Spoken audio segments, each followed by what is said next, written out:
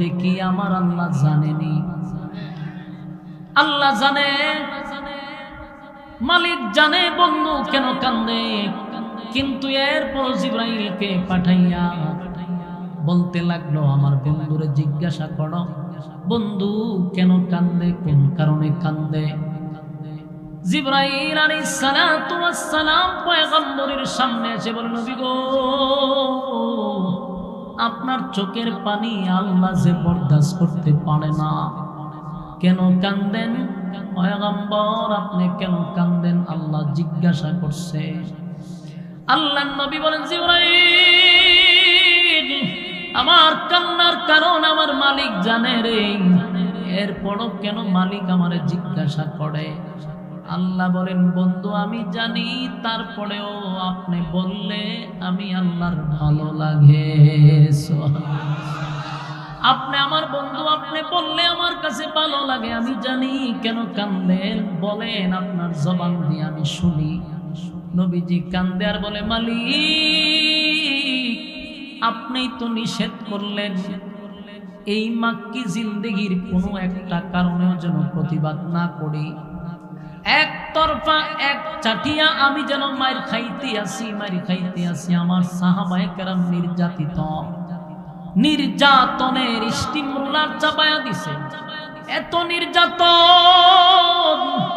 আল্লাহ আমার চোখের সামনে যখন দেখি আমার সাহাবীদেরকে আগুনের মধ্যে তারা শোয়া রাখছে, জ্বলন্ত কয়লার মধ্যে শোয়া রাখছে, আমি নেতা হিসাবে বরদাস্ত করতে পারি না। আল্লাহ এখানে শেষ না, আমার সবচেয়ে প্রিয়তমা সুখের কথা দুঃখের কথা যার কাছে আমি বলতাম, আমার কলিজার টুকরা প্রিয়তমা খাদিজা দুনিয়ার থেকে বিদায় হয়ে গেল। আমার এই জন্য কষ্ট লাগে না, আপনি আমার এই নিয়ামত দিছিলেন, আপনার দেওয়া নিয়ামত আপনি নিয়ে গেছেন, আমার কোনো কষ্ট নেই। সাহাবায়ে কেরাম ঈমানের জন্য মাইর খায়, রক্তাক্ত হয়, এই জন্য আমার কষ্ট হয় না। আপনি বলছেন যদি তারা এই হালতে দুনিয়ার থেকে বিদায় হয়, শাহাদাত বরণ করে, আপনি জান্নাতুল ফিরদাউস তাদেরকে দান করবেন, তাই আমি এই জন্য কান্দি না। মালিক একে একে আমি নির্যাতিত নিপীড়িত, আমার চাচাও মারা গেল, তাতেও আমার কষ্ট লাগে নাই। আমি নিজে মার খাইছি, রক্তাক্ত হয়েছি, আঘাতের চিহ্নগুলা শুকায় নাই, আমার এত মারছে, আমি এই জন্য কান্দি না, আমার কোনো কষ্ট নাই। আল্লাহ আপনি আমার 4টা ছেলে দিলেন, একে একে একে একে আমার 4 সন্তানকে আপনি নিয়ে গেলেন। একজন বাবার কাঁধে সন্তানের গেলে মানুষ আমারে পাথর মারে, আমার কষ্ট লাগে না। আপনার দিনের কাজ করতে গিয়ে আমি রক্তাক্ত হইলেও আমার যে কষ্ট লাগে না, আমার কষ্ট লাগে অন্যদের সাথে আমার চাচাও একত্রিত হইয়া আমারে পাথর মারে। আমার চাচা যখন আমারে পাথর মারে, মালিক আমি যে বরদাস্ত করতে পারি না। আমার চাচা তো জানে আমার মাও নাই, বাবাও নাই, আমার আত্মীয় স্বজন যারা ছিল তারাও দুনিয়ার থেকে বিদায় হয়ে গেছে। আমার আপন বলতে যে চাচা থাকার কথা ছিল, সেই চাচাও তাদের সঙ্গে একত্রিত হইয়া আমারে পাথর মারে। আমার চাচার পাথরের আঘাতে আমি রক্তাক্ত হইছি। আমার যুবক ভাইরা, আল্লাহর নবী কান্দে আর বলেন, মালিক আমার কান্নার কারণ হলো আমি, আমার স্ত্রী মারা গেল, আমার চাচা মারা গেল, আমি নিজে রক্তাক্ত হইলাম, আমার সন্তানগুলা মারা গেল। উচিত ছিল আমার চাচা আর চাচি আইসা আমার সান্ত্বনা দেওয়ার, কথা ঠিক নেই? আমি এতটা ব্যথায় ব্যথিত, এতটা কষ্টে জর্জরিত, আমার চাচা এবং চাচি তো আমার সান্ত্বনা দেওয়ার দরকার ছিল। বিবি মারা গেছে, কেউ আমার সান্ত্বনা দেয় নাই। চাচাটা মারা গেল, কেউ আমার সান্ত্বনা দেয় নাই। আমি যখন তায়েব থেকে রক্তাক্ত হইয়া মক্কায় ফিরলাম, আঘাতের চিহ্ন আমি কারে দেখাইব? দেখানোর মতো কেউ নাই। আমার দুঃখ দুঃখ বুঝার মতো কেউ নাই, কিন্তু আফসোস আমার চাচা এবং চাচি আমার সান্ত্বনাটাও দিল না।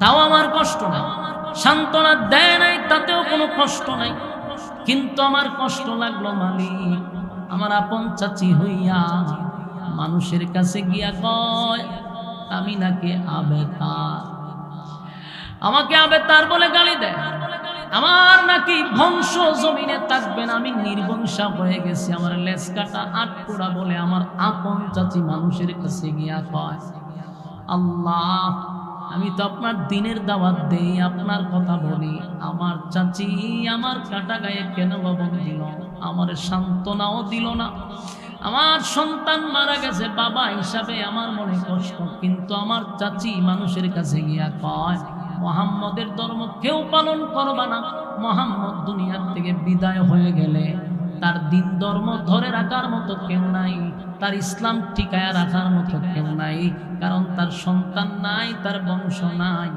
এই কথাগুলি বলে বলে মানুষের কাছ থেকে আমার দূরে সরায়। আল্লাহ ডাক দিয়া বলে বন্ধু এই বেতাই ব্যতীত হইয়া আপনি কান্দেন, বন্ধু চোখের পানি আপনি মুছেন, আপনার চোখের পানি আমি আল্লাহ বরদাস্ত করতে পারি না।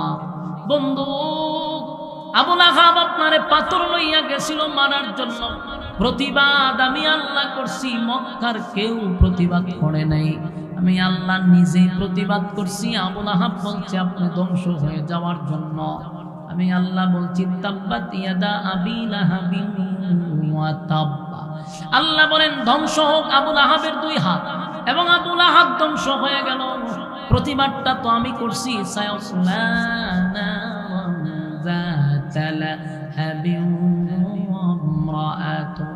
আবু লাহাব বেশি বেশি বেশি করে তার মাল এবং সন্তান নিয়ে গর্ব করত, সন্তানের বাহাদুরি করত, আওলাদের বাহাদুরি করত, টাকার বাহাদুরি করত। আমি আল্লাহ বলছি আবু লাহাব তোর মাল আওলাদ দুটাই কোনো কাজে আসবে না, আসে নাই।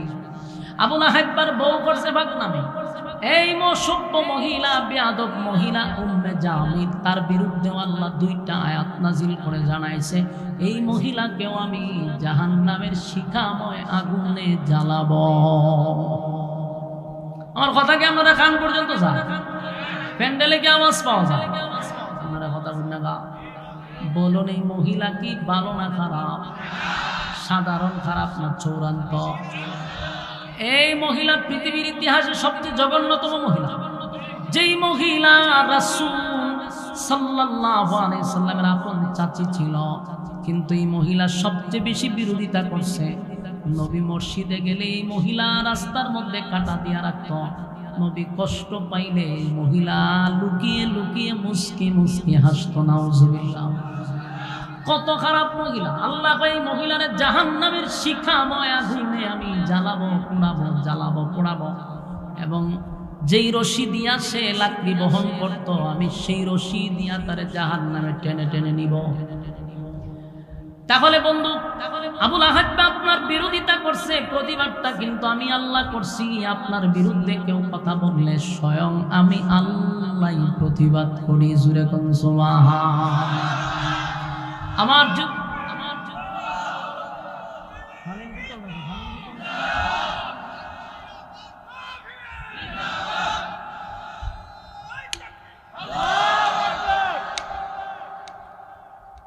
যতবার বিরোধিতা করছে, প্রতিবাদ কে করছে? এজন্য সাবধান, নবীর অপমাননা হয় এমন কোন কাজ যেন আমাদের দ্বারা না হয়। যুদ্ধ আল্লাহ নিজে ঘোষণা করছে। যতবার নবীর বিরুদ্ধে কেউ কথা বলছে, প্রতিবাদ স্বয়ং আল্লাহ নিজে করছে। আল্লাহ নবীর সান্ত্বনা দেয়, বন্ধু কান্দেন না। কেন কান্দেন? প্রতিবাদ আমি আল্লাহ আপনার পক্ষে হইয়া করছি, কান্দেন না।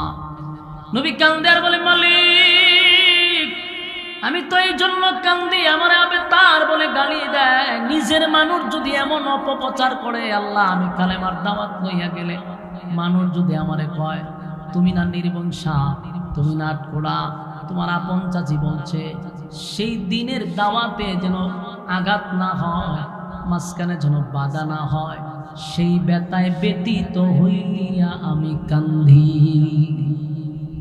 আল্লাহ তখন বন্ধুরে খুশি করার লেগে নবী চতুর্দিক দিয়া যখন ব্যথায় ব্যতীত, চতুর্দিক দিয়া আঘাতপ্রাপ্ত স্ত্রী চলে গেছে, চাচা চলে গেছে, সন্তানগুলা বিদায় হয়ে গেছে, তায়েফের ময়দানে রক্তাক্ত হয়েছে, সাহাবায়ে কেরাম নির্যাতিত হচ্ছে, নবীর উপরে অপবাদ চলতেছে, গালমন্দ চলতেছে, সমস্ত আঘাতের পরে আমার আল্লাহ নবীরে এমন খুশি করা করছে। সুবহান আল্লাহ। কয় বন্ধু, আমি আপনাকে আজকে এমন একটা জিনিস দিলাম, আপনার শানে আমি আল্লাহ একটা সূরা নাজিল করলাম।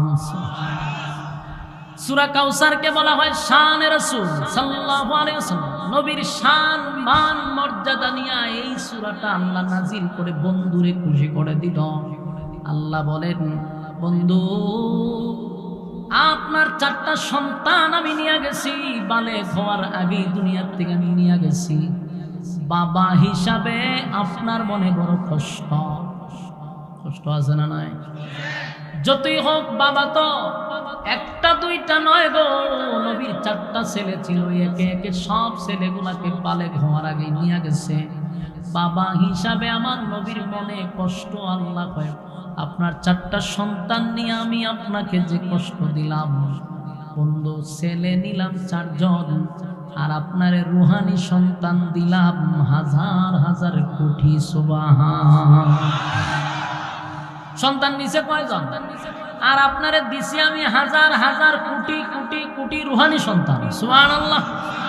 আপনাকে আমি রুহানি সন্তান দিলাম, নিলাম তো 4 জন, দিলাম তো লক্ষ কোটি। বন্ধু চিন্তার কোনো কারণ নাই। আর 4টা সন্তানকে নিছি বন্ধু আপনার সম্মান বাড়ানোর জন্য। সন্তান নিয়েও আপনার সম্মান বাড়াইছে।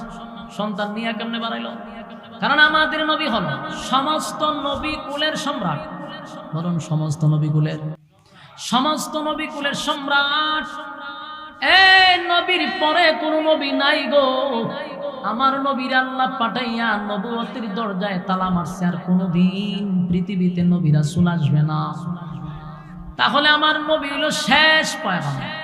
এখন ছেলে যদি বালেগ হয়, বালেগ হওয়ার পরে আল্লাহ যদি ছেলেরে নবী না বানায়, তাহলে বাবা হিসাবে এখানে নবী ছোট হয়। কেমনে ছোট হয়? কারণ ইব্রাহিম খলিলুল্লাহর ছেলে ছিল, পয়গম্বর, ঠিক নেই? এই ইয়াকুব নবীর ছেলে, ইউসুফ পয়গম্বর, নবীর ছেলে নবী হইল। এরকম ভাবে দাউদ পয়গম্বরের ছেলে সুলাইমান নবী ছিল। তাহলে অন্যান্য নবীদের সন্তানরা যদি নবী হইতে পারে, আল্লাহ যদি আমার নবীর সন্তানদের নবী না বানায়, তাহলে ওই দিক দিয়া নবী ছোট হয়, ঠিক নেই? আবার যদি আল্লাহ নবী না বানাইতো, বলে এমনি সন্তান বড় হোক, নবী না। আল্লাহ কয়, বন্ধু আপনার উম্মত যে আবেগী, আমরা যে তালের উম্মত, আল্লাহ বুঝে শুনে নবী সন্তান হয়ে গেছে। কারণ আমরা যে আবেগের আবেগ, আল্লাহ না বানাইলো উম্মত জোর করে নবী বানাইলি। কথা কয় না দি? জোর করে নবী বানাইলি হলে বদদিনশীল নবী। কথা কয় না দি? আমরার দেশে দেখবেন বহু ফির আছে, ফির ভালো হয় কিন্তু ফুলা বালা না, এটা আলেমও না, কিচ্ছু না, কিন্তু যে বাপ পিরাসিন মুরিদানটা জোর কইরা চেয়ারে বসে হোক বদদিনশীল ফির, বাপের পরে ফুলা হয়ে যাবে ফির। এতে দাড়ি তাকুক বানাতে পারি না। জিজ্ঞাসা করো বন্ধুর মনের মধ্যে কি এমন ব্যথা রে? বন্ধুর চোখ বেয়ে বয়ে পানি পড়ে। বলুন তো দেখি, আমার আল্লাহ জানেনি? আল্লাহ জানে, মালিক জানে বন্ধু কেন কান্দে। কিন্তু এরপর জিবরাইলকে পাঠাইয়া বলতে লাগলো, আমার বন্ধুরে জিজ্ঞাসা করো বন্ধু কেন কান্দে, কোন কারণে কান্দে। জিবরাইল আলাইহিস সালাতু ওয়াস সালাম পয়গম্বরের সামনে এসে বলল, নবী গো, আপনার চোখের পানি আল্লাহ যে বরদাস্ত করতে পারে না, কেন কান্দেন? পয়গম্বর আপনি কেন কান্দেন? আল্লাহ জিজ্ঞাসা করছে। আল্লাহর নবী বলেন, জিবরাইল, আমার কান্নার কারণ আমার মালিক জানে রে। এরপরও কেন মালিক আমারে জিজ্ঞাসা করে?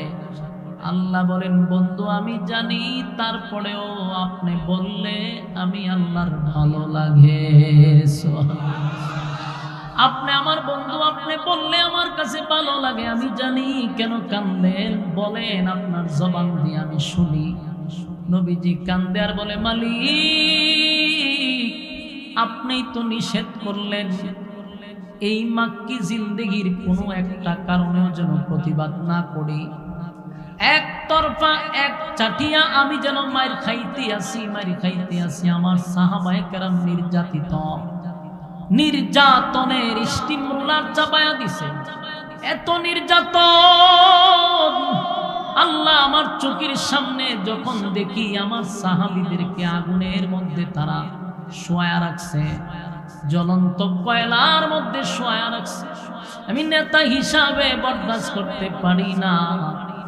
আল্লাহ এখানে শেষ না, আমার সবচেয়ে প্রিয়তমা সুখের কথা দুঃখের কথা যার কাছে আমি বলতাম, আমার কলিজার টুকরা প্রিয়তমা খাদিজা দুনিয়ার থেকে বিদায় হয়ে গেল। আমার এই জন্য কষ্ট লাগে না? আপনি আমার এই নিয়ামত দিছিলেন, আপনার দেওয়া নিয়ামত আপনি নিয়ে গেছেন, আমার কোনো কষ্ট নেই। সাহাবায়ে কেরাম ঈমানের জন্য মাইর খায়, রক্তাক্ত হয়, এই জন্য আমার কষ্ট হয় না। আপনি বলছেন যদি তারা এই হালতে দুনিয়ার থেকে বিদায় হয়, শাহাদাত বরণ করে, আপনি জান্নাতুল ফিরদাউস তাদেরকে দান করবেন, তাই আমি এই জন্য কান্দি না। মালিক একে একে আমি নির্যাতিত নিপীড়িত, আমার চাচাও মারা গেল, তাতেও আমার কষ্ট লাগে নাই। আমি নিজে মার খাইছি, রক্তাক্ত হয়েছি, আঘাতের চিহ্নগুলা শুকায় নাই। আমার এত মারছে, আমি এই জন্য কান্দি না, আমার কোনো কষ্ট নাই। আল্লাহ আপনি আমার 4টা ছেলে দিলেন, একে একে একে একে আমার 4 সন্তানকে আপনি নিয়ে গেলেন। একজন বাবার কাঁধে সন্তানের গেলে মানুষ আমারে পাথর মারে, আমার কষ্ট লাগে না। আপনার দিনের কাজ করতে গিয়ে আমি রক্তাক্ত হইলেও আমার যে কষ্ট লাগে না, আমার কষ্ট লাগে অন্যদের সাথে আমার চাচাও একত্রিত হইয়া আমারে পাথর মারে। আমার চাচা যখন আমারে পাথর মারে, মালিক আমি যে বরদাস্ত করতে পারি না। আমার চাচা তো জানে আমার মাও নাই, বাবাও নাই, আমার আত্মীয় স্বজন যারা ছিল তারাও দুনিয়ার থেকে বিদায় হয়ে গেছে। আমার আপন বলতে যে চাচা থাকার কথা ছিল, সেই চাচাও তাদের সঙ্গে একত্রিত হইয়া আমারে পাথর মারে। আমার চাচার পাথরের আঘাতে আমি রক্তাক্ত হইছি।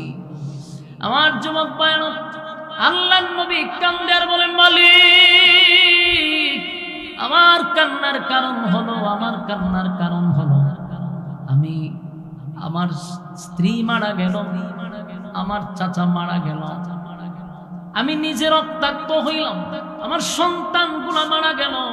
উচিত ছিল আমার চাচা আর চাচি আইসা আমার সান্ত্বনা দেওয়ার। কথা ঠিক নেই? আমি এতটা ব্যথায় ব্যথিত, এতটা কষ্টে জর্জরিত, আমার চাচা এবং চাচি তো আমার সান্ত্বনা দেওয়ার দরকার ছিল। বিবি মারা গেছে, কেউ আমার সান্ত্বনা দেয় নাই। চাচাটা মারা গেল, কেউ আমার সান্ত্বনা দেয় নাই। আমি যখন তায়েব থেকে রক্তাক্ত হইয়া মক্কায় ফিরলাম, আঘাতের চিহ্ন আমি কারে দেখাইব? দেখানোর মতো কেউ নাই, আমার দুঃখ বুঝার মতো কেউ নাই। কিন্তু আফসোস, আমার চাচা এবং চাচি আমার সান্ত্বনাটাও দিল না। তাও আমার কষ্ট নাই, সান্ত্বনা দেয় নাই, তাতেও কোনো কষ্ট নাই। কিন্তু আমার কষ্ট লাগলো, মালিক আমার আপন চাচি হইয়া মানুষের কাছে গিয়া কয় আমি নাকি আবেতার, আমাকে আবেতার বলে গালি দেয়, আমার নাকি বংশ জমিনে থাকবে না, আমি নির্বংশা হয়ে গেছি, আমার লেজ কাটা আটকুড়া বলে আমার আপন চাচি মানুষের কাছে গিয়া কয়, আল্লাহ আমি তো আপনার দিনের দাওয়াত দেই, আপনার কথা বলি, আমার চাচি আমার কাটা গায়ে কেন লবণ দিল, আমার সান্ত্বনাও দিল না, আমার সন্তান মারা গেছে, বাবা হিসাবে আমার মনে কষ্ট, কিন্তু আমার চাচি মানুষের কাছে গিয়া কয় মুহাম্মদের ধর্ম কেউ পালন করবা না, মুহাম্মদ দুনিয়ার থেকে বিদায় হয়ে গেলে তার দিন ধর্ম ধরে রাখার মতো কেউ নাই, তার ইসলাম টিকায় রাখার মতো কেউ নাই, কারণ তার সন্তান নাই, তার বংশ নাই। এই কথাগুলি বলে বলে মানুষের কাছ থেকে আমার দূরে সরায়। আল্লাহ ডাক দেয়া বলে, বন্ধু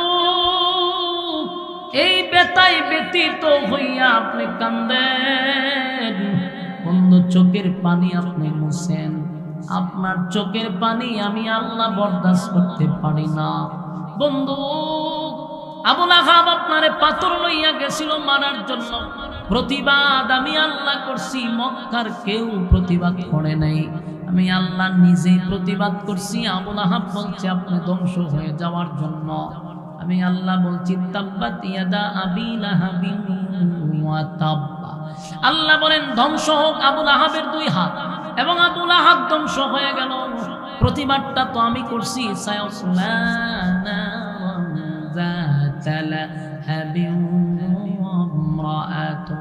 আবু লাহাব বেশি বেশি বেশি করে তার মাল এবং সন্তান নিয়ে গর্ব করত, সন্তানের বাহাদুরি করত, আওলাদের বাহাদুরি করত, টাকার বাহাদুরি করত। আমি আল্লাহ বলছি আবু লাহাব তোর মাল আওলাদ দুটাই কোনো কাজে আসবে না, আসে নাই।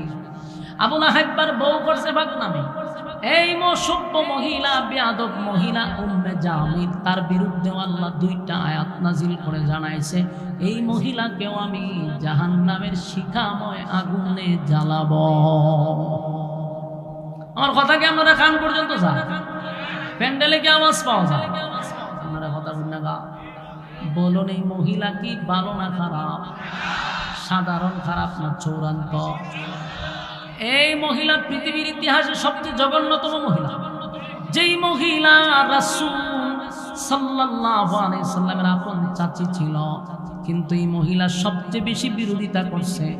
নবী মসজিদে গেলে এই মহিলা রাস্তার মধ্যে কাটা দিয়া রাখত, নবী কষ্ট পাইলে এই মহিলা লুকিয়ে লুকিয়ে মুস্কি মুস্কি হাসতো। নাউজুবিল্লাহ, কত খারাপ মহিলা! আল্লাহ এই মহিলার জাহান্নামের শিখাময় আগুনে আমি জ্বালাবো, পোড়াবো, জ্বালাবো, পোড়াবো।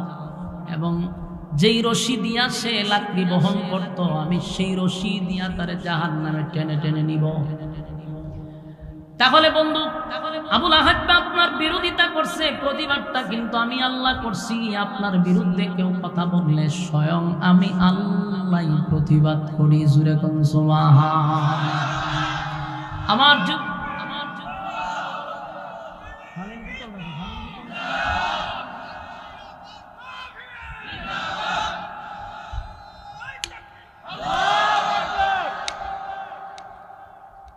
যতবার বিরোধিতা করছে, প্রতিবাদ কে করছে? এজন্য সাবধান, নবীর অপমাননা হয় এমন কোন কাজ যেন আমাদের দ্বারা না হয়। যুদ্ধ আল্লাহ নিজে ঘোষণা করছে।